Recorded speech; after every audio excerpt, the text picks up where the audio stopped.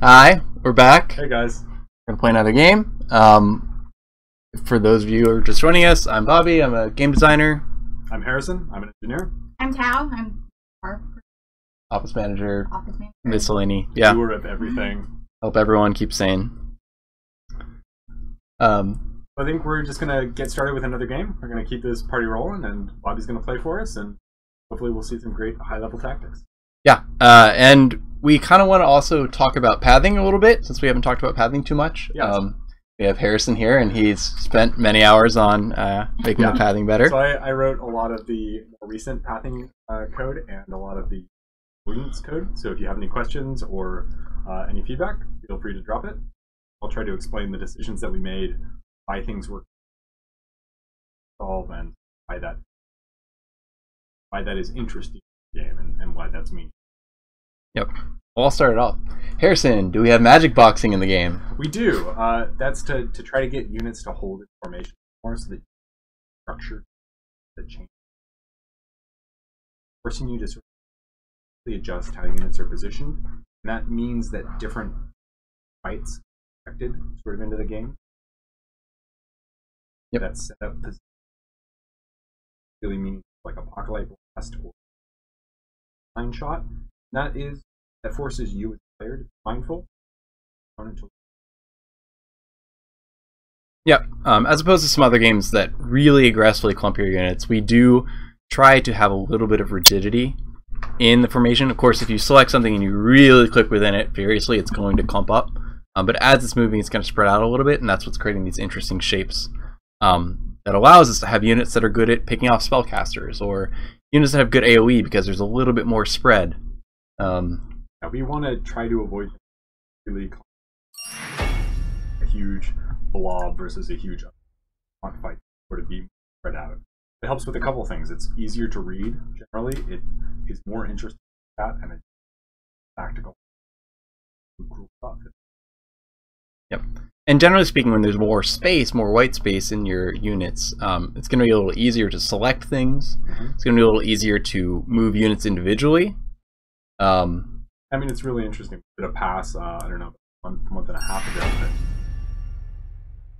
And you know, the game feels pretty fast when you're playing it. It's really nicely. Fine.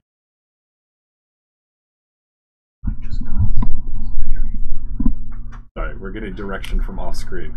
Yeah. We all look that way. Choose your hero. It looks like we've got a game ready to go. Let's go ahead and cut over to our other UI. And I think we're... Oh, I picked Vela. Oh gosh. I really wanted to play Vela.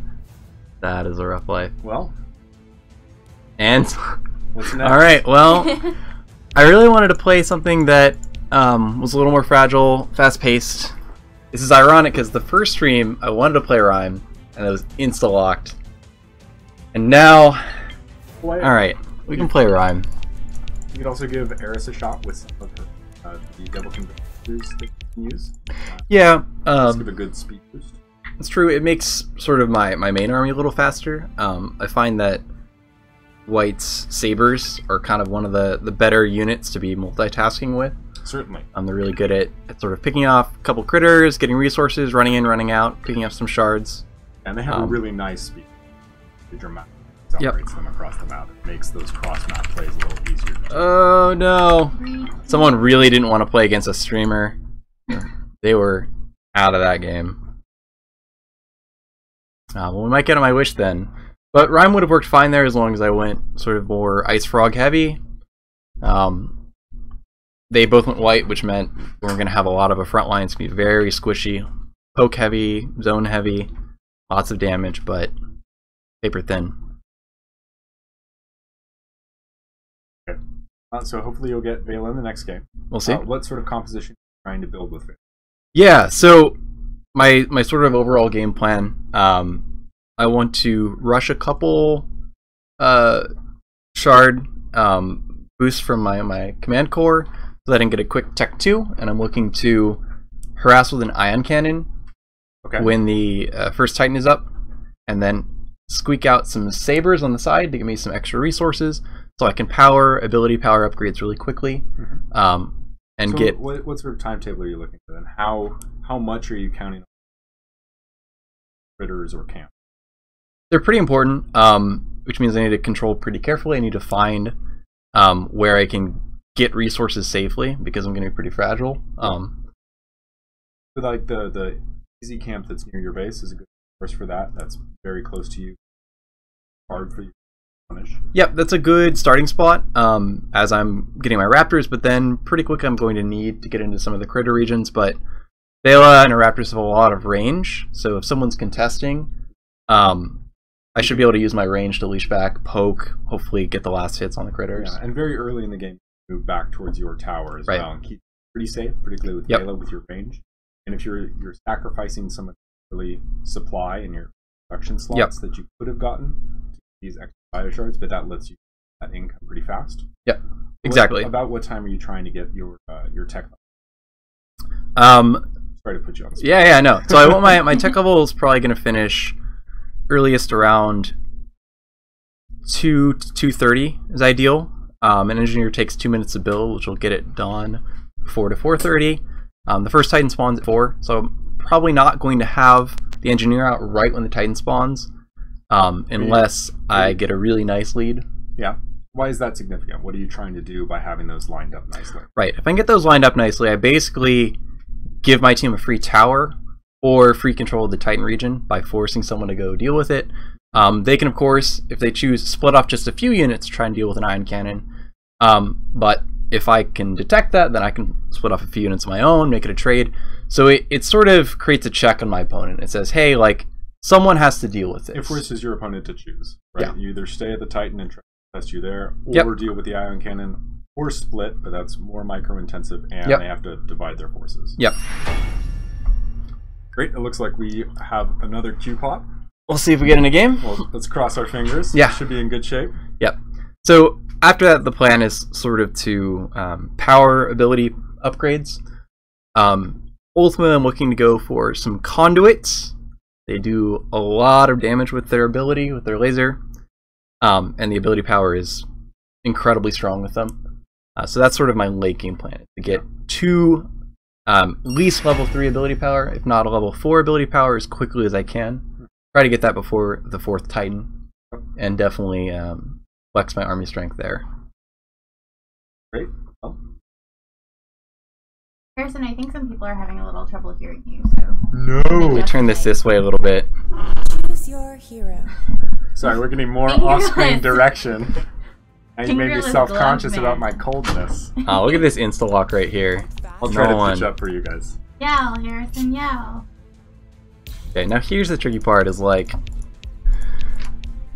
Last time... So, this is where you start to feel really slot restricted. I want to pick sabers because that's the way that I'm going to control the critter regions. While everyone is pushing or in the middle, I'm going to have sabers on the sides. So why the sabers specifically do that? They do a lot of damage. They've got a decent amount of health. And I mean, a lot of our melee units are balanced around having a ton of damage and health because they have to close the distance. So sabers have a ton of damage against the critters that aren't going to run. Yeah. And then as long as I'm quick, I can always see that they're going to come, and then I can retreat. Yeah, and so having a little less health on the sabers isn't a big problem then, because you're just going to run away from the fight zone.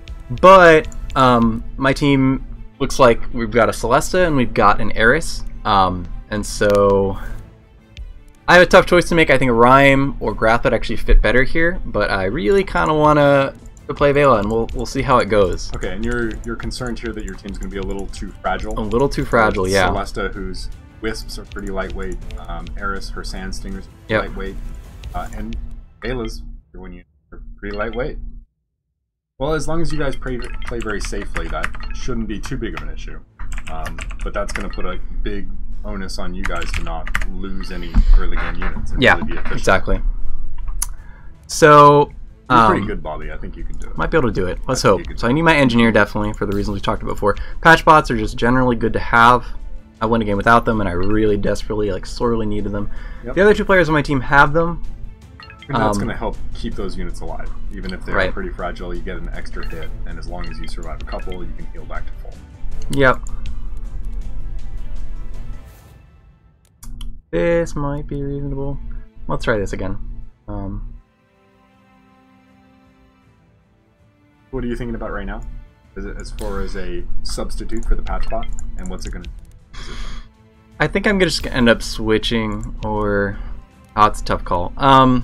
Zephyr is really good to help slow down your opponent, to lock them into the conduit beams, or to give yourself a little bit of peel. It has a couple abilities. The zone that slows your opponents and accelerates you, makes those get away. Yep. And So traps your opponents in the conduit beams. Yep. Let's give that a shot. Right. It's going to be great. So the other team is looking very tanky. They've got Rhyme, he's got Aquadillos. These are giant, massive health pools. Grath has a pretty set of pretty tanky tier 1 units. He's pretty sturdy all around. Yeah, he's pretty sturdy all around. And he's got a Batterhorn. And then their last player is a white player. Looks like they're playing Purifiers. Got some Deadeyes, so we'll see what they end up going for. A lot of damage, very fragile. Yeah. Bobby, I think we need to... Oh yeah, let's do that. do. That's pretty good. Sorry guys, we... That's so smart. Idea.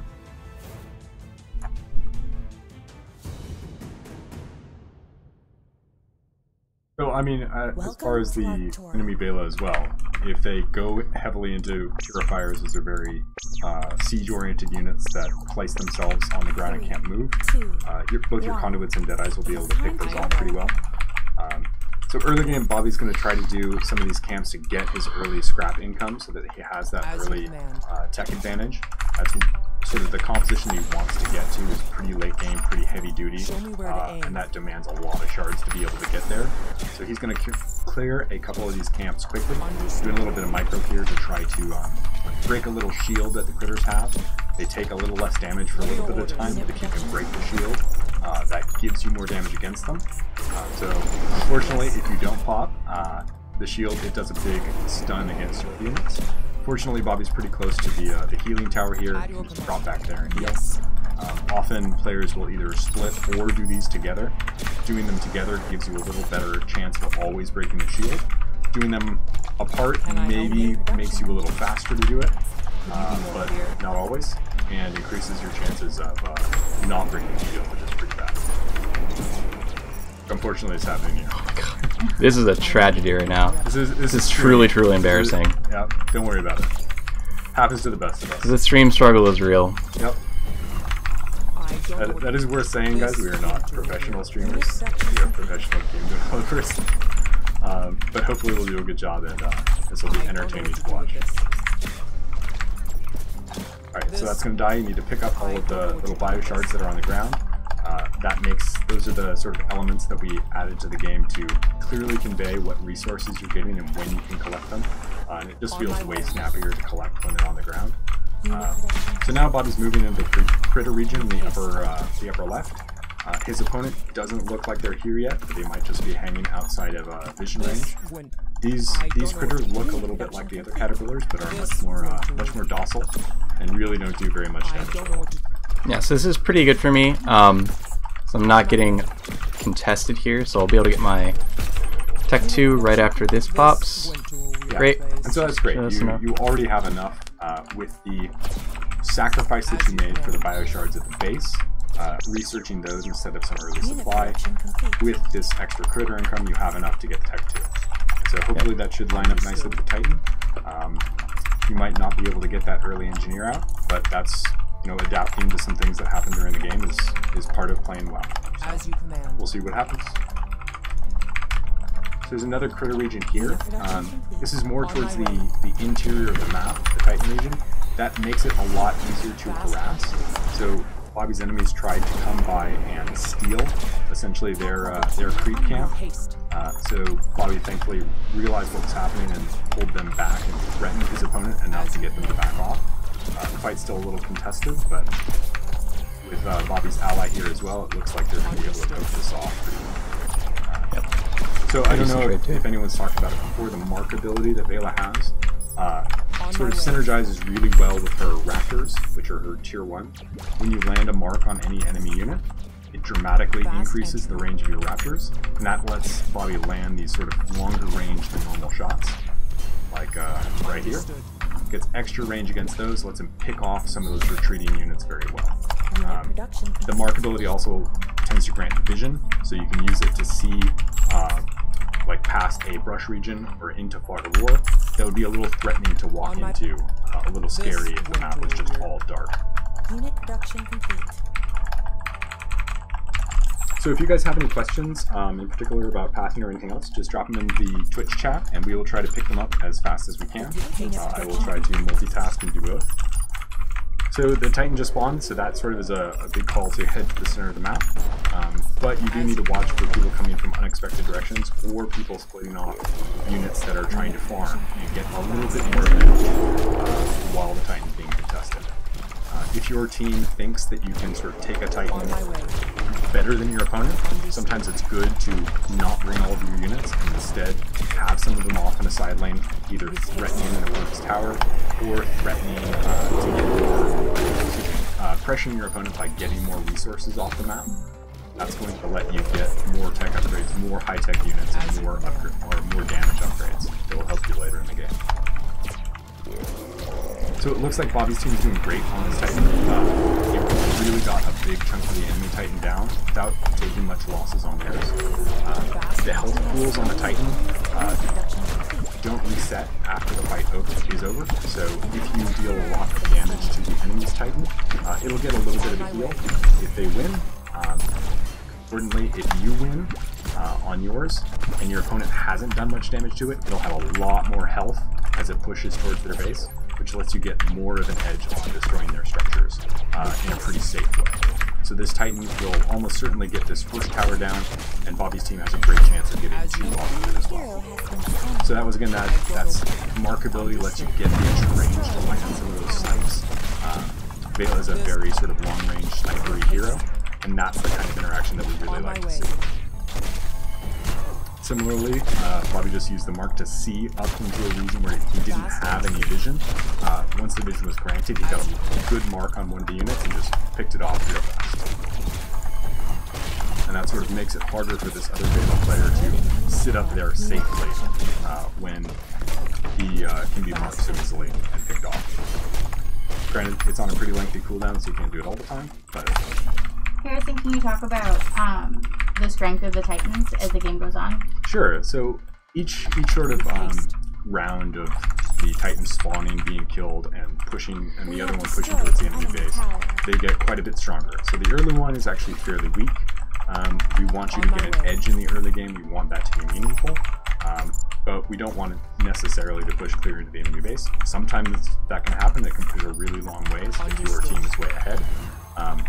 Over the course of the game, that Titan begins to accelerate in power. It gets, I think, roughly twice as powerful, maybe not quite that much in the second fight, and we continue adding more health and more damage to it as the game goes on. So the first Titan is, threatening. Your enemy needs to respond to it, but it doesn't in the game. The second one can be very threatening if it's supported well, and the third and fourth and fifth ones, if the game gets that long, can just be really scary and really hard to deal with. They let you make some good choices about where you want to deploy your units. You know that your opponent probably needs to be pretty close to the Titan to be able to kill it, so you can either choose to support your Titan on its push and attack with it. You get a big defensive upgrade for doing so. Or you can try to take other objectives on the map. So Bobby's doing some nice splitting here. His opponent was pretty watchful and managed to spot the engineer that he was deploying to the top. Bobby managed to miraculously save the engineer on its retreat that was threatening in the upper left, while he's managing his sort of farming and his economy in the bottom right. With haste. So many clicks. Yeah. On my way. Bobby's a pretty fast player. So Bobby, now you got the sabers out. You're just going to use those to farm in the side regions as you try to take some camps with your army. Looks like that's what happened here.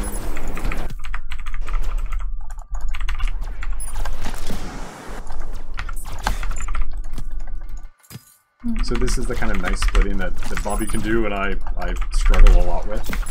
Bobby is farming in the bottom right, farming a camp that is inside of his base, this medium camp here, getting some upgrades for both his late game ability power, so that's going to help his units like the Conduit be a lot more threatening later in the game, while also deploying an ion cannon up to the upper right area where his two allies are. So his allies are both there. They can help defend his ion cannon while he grabs his resources from these bottom regions to try to get more ahead. Fast and true. Any other questions, Thao? Let's see here. We've got a question about other maps on our game mode, if there will be other maps in the future. So right now that's pretty undecided. We've said this in the past, and it's still true that we want to focus on just making one experience great first, and then try to branch out after that and add more variety and more complexity. We think we have a pretty good core with what we have right now, and it's produced a lot of really fun and interesting games. I don't think there's any plans to like say yes or no. Just have a finite amount of time and a finite amount of people, and we want to make sure that the core of the game is as good as possible first, and then work on adding more content, more maps, more modes. Those are decisions that can be made in the future. We just want to make a good, fun experience first. Great. Yay! So Bobby has managed to move that engineer down to the bottom right. Wasn't getting as much done, I think, as he would like up in the upper left, and he already killed the outer two towers, so it wasn't going to be as effective there without sort of being able to position it very far forward, which would make it harder to defend. Down in the bottom right, there's still a tower to kill. When that tower is destroyed, it will generate additional resources for his team to drop when the tower explodes. That also means that the enemy doesn't have as safe of a place to fall back to. Their map gets a little darker, they don't have a vision there, and they don't have a sort of safe, slowing tower that does some free damage to the units. That makes it much easier to poke and prod into those regions later, and it makes it much harder for your opponent to safely move around the map and feel like, oh, I'll be okay if I go here. So this is an interesting strategy that we're just the area unit is called the Best Bid Carrier. It is a big transport that moves units around the map a little quicker. It's being used with an engineer to try to get the engineer into position, or it looks like it's being used with the engineer. Maybe it's being used with something else. So a very common build is to use or a somewhat common build, I should say, is to use the Best Bid Carrier with a unit called the Dredge Crawler, which is a very slow unit that does a really big AoE. And in particular to Bobby's units, these light raptors that Vela uses, those AoEs are really threatening, and the Best Bid Carrier can sort of drop these dredge crawlers, take a shot, and then pick them up very quickly. So it's very scary to see some of those on the map. Bobby's going to have to be very vigilant to watch for those things coming in the future, and react very quickly by splitting his units, moving them away from the AoE blast before it lands. Or he could lose just like almost all of his army. So the Titan, thankfully for Bobby's team, wasn't super contested during this period. They managed to get it and take out the warp spire. What that means is that the enemy team won't be able to warp in reinforcements at that point anymore. But his enemy has also gotten out a couple Deadeyes. That's those long shots that you can see right here. There's sort of a even more focused sniper unit that tries to pick off units from afar. Bobby has some as well. What those units are really good for is picking off high-value targets. They have sort of a short wind-up as the unit takes aim, and then they land a pretty substantial blast of damage onto the opponent. They have a really cool upgrade that you can get that if you land a shot, you get an attack reset on them, so it's a much shorter cooldown, and you can use them again and again and again. So some people will use them just to shoot at units in general. They don't do that much, or they aren't that valuable in that regard anymore. But if you can pick off really shield, really high value units, they are extremely valuable. So I have a question as a less experienced player. Sure, lay it on me, Thao. So if your Titan dies and the tower is almost dead, but maybe not quite dead, how do you make the decision whether or not to keep attacking the tower or to retreat? A lot of it has to do with where your enemies are, right? So the towers right now, when they attack your units, they deal a small area effect damage, and they apply a slow.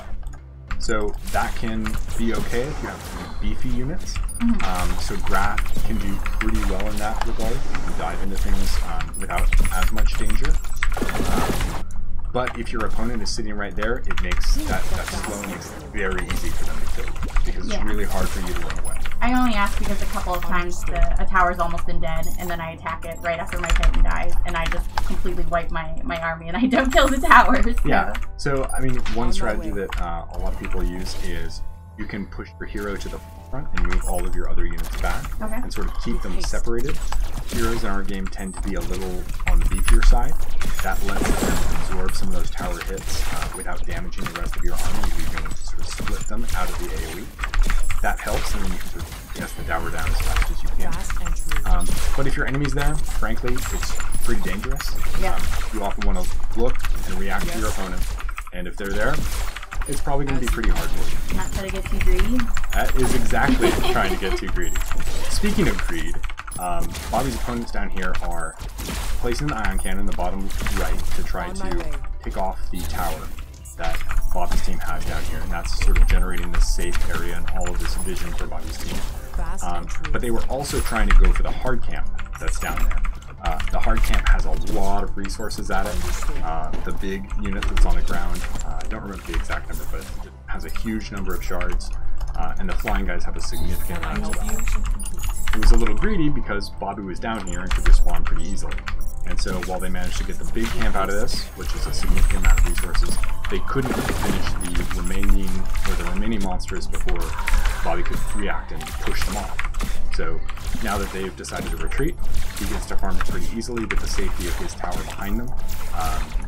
Or the safety of his tower behind them, rather. His team, because Bobby destroyed the tower earlier, had nowhere to retreat to. And that's a really dangerous position to be in if a lot of the enemy comes over.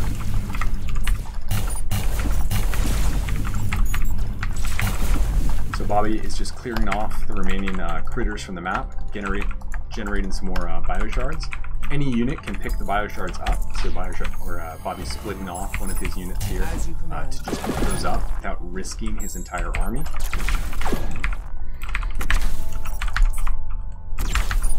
And continuing to apply pressure outside of the main Titan fights is one of the really interesting strategic aspects of the game. So Bobby is using his ion cannon again, which he's managed to keep alive, I think, this entire time, or his engineer rather, to build an ion cannon here.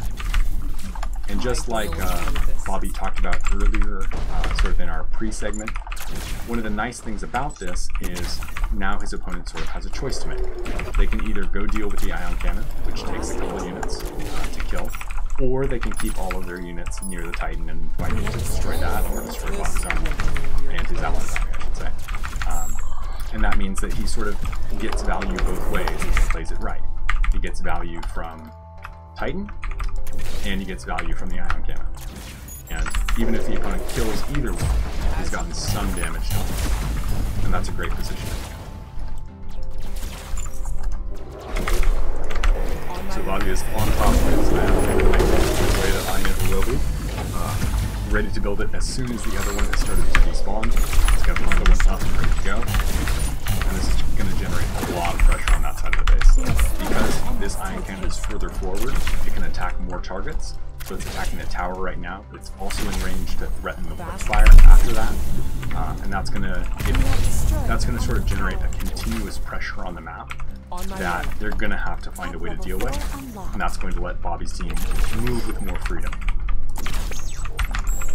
And as they've done so, Bobby's allies have moved to the upper left with the Titan, and that ion cannon has gone uncontested because all of the enemies have to be up here to try to deal with this. Oh, and that is a wonderful number of purifiers to see.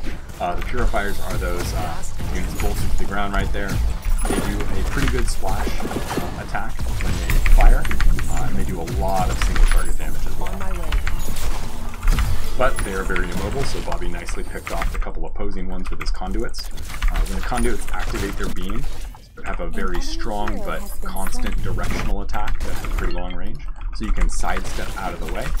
But if you don't, you take a lot of damage really fast. They're also nice for firing into large groups of units, because they can just burn through unit after unit. It looks like the enemy has succeeded. Bobby, Good job. Well played. Nice work. Okay, so a couple of people in the chat have a question about how to counter Lancers. Sure. The best way to counter Lancers. You want to take this? Yeah, Lancers. So first, let's be on top of our scene changing. Good. Good. Look at Yeah. that. Good micro. Pro streaming. Excellent. So to deal with Lancers, there are a number of ways, really. What you definitely don't want to do is get a bunch of squishy units and run straight at it. You can attack into it, but you're going to want something that can soak up some hits. So you're looking for some big green guys like the Batterhorns, like the Bramblethorns. These guys aren't going to take a lot of splash damage, and each individual hit that a Lancer puts out isn't going to do that much for you. So if they can close the gap, they can do a lot of damage and clean them up pretty quickly. If you're playing blue, you've got Ice Frogs that can do something similarly, but on top of that, Quadrupus, Quadrupie, Quadruplox haven't agreed on a pluralization. Yeah.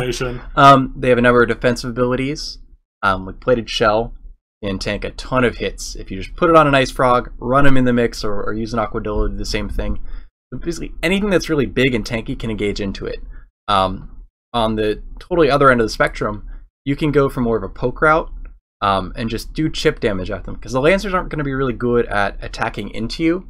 If they run at you, you can just retreat, right? Because they have to siege up before they can do anything, so you have time to get out of range again.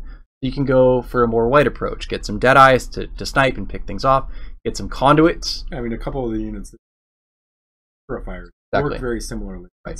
Because when the Lancers are unsieged, they're not much of a threat, and when they're sieged, they can't dodge abilities. So if you go for things that are single target, that can do a lot of damage, that's how you can clean them up pretty well. You know, there's also a couple other ways, particularly try to CC them. You can stun them. Yep. Rhyme has a couple. Crossbow stuns a single target when it. His ultimate ability delivers pretty substantial aid. So if your opponent has clustered them together, use them all at once, you can really stun a lot of them and really churn. Similarly, in that regard, like Celesta's AoE, Cleansing Light. Yep. Cleansing Light can do a huge amount of damage top of quickly, or has chosen to put them all in a tight ball. There's a lot of damage when you put them in one tight ball to anything walking towards them, but it makes them. Yeah. Yeah. Any other questions? Anyone? Sorry, we're on a short delay, I think. Yeah, sure. I mean, for that game, it obviously went pretty well for us, but in terms of what I was trying to do with my build, the beginning total flubs, complete embarrassment, set me back a bit, so I didn't end up I still respect. Yeah, a little bit. That set back my Ion Cannon timing a little bit. I still got pretty good value out of it. Yeah. I mean, you managed to keep it alive for a very long time. Yeah, and that's part of the micro orient. Move it up to attack with it, place the Ion Cannon. Right. You really need to keep it afterwards. Yeah, you want to make sure that your engineer runs back to safety. That's the nice thing about the engineer right now. We had in the past made it so the engineer basically became the Ion Cannon. It was like this fixed investment, and that worked in some older versions of Atlas. But on this mode, with this map with so much movement and so much risk when you're trying to place that Ion Cannon, it felt really strange, especially when you succeeded, because you just had this engineer that you bought, put an Ion Cannon down, and even when you destroy all the structures there, it just kind of sits, and that's it, and you like lost that investment, it's gone. But here, with the 60-second cooldown, you're just trying to always find the right structure you want to target down, like what's the angle I can get at with my engineer to create another interesting spot on the map that the opponent has to deal with. Because, you know, I had 2 sprinters, depending on what time of the game it was, and those can deal with Ion Cannons pretty well, especially the way that I was placing them. They were totally exposed. I wasn't committing any units to it because I didn't think that my opponents would relied respond. on motion rather than sort of static defense. Right. Sort of as to poke and prod with it and keep it around. And the other cool part about the engineer is that defensively it can heal structures, and it will prevent an Ion Cannon from killing a basic tower. And so you saw there's one point when I made a mistake. I didn't expect them to build Ion Cannons. It was a total surprise to me. And I actually had my engineer out of position, so it wasn't able to respond in time and we lost the tower. But if I had positioned my engineer a little more centrally, I was being a bit greedy, keeping it toward the right, then I could have responded to that and kept the tower alive. Then the next... You kept the second one alive. Yeah, kept the second one alive, yep. The next level of that, of course, is then, you know, all you need to do is pick that engineer off. And then your ion cannon does work. So it sort of layers on itself. Multitasking tends to come from the unit choices you make. And at the high level to really eke out extra optimizations. And as players get better and better, they start using small sets of units to fight each other and to try and just get those little optimizations to kill a tower. And that's a huge amount of shards and a huge amount of map control. Yeah, I mean, that is what some players may not. Killing a tower not only does to your opponent, but gives you a substantial fire. Yeah. That's one of the things that's valuable about it.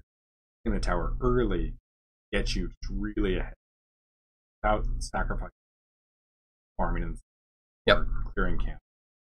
Yep, it can be very, very efficient investment. But difficult and risky. Difficult.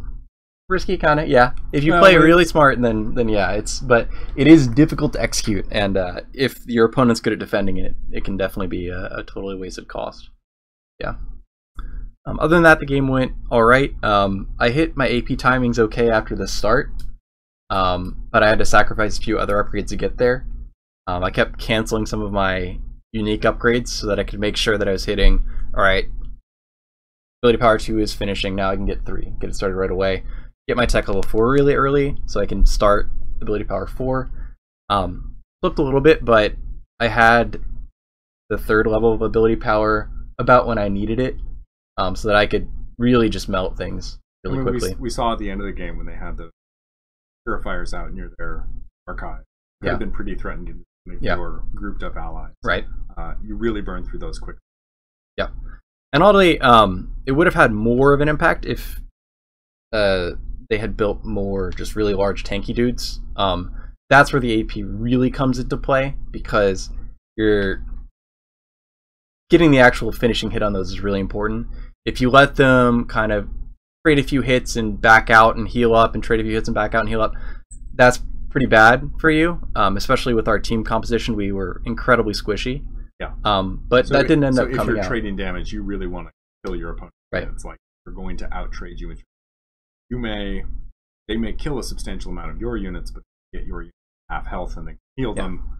You haven't traded well. Yeah, and even before that, just they have to close the gap. And if you can do enough damage to them before they get there, they might not be able to trade at all. They might decide that they just have to back off. They don't feel comfortable committing because they know they'll lose it. And that's where the AP really comes in, because you can just shred the health bars pretty quickly. Great. Well, I think I'm going to take a quick break. Transition. Potentially. We'll see. We'll see. We'll take a break either way, yeah. We need water and food. Yeah, very much. We'll be right back, guys. Thanks for sticking with us. Great. Bye.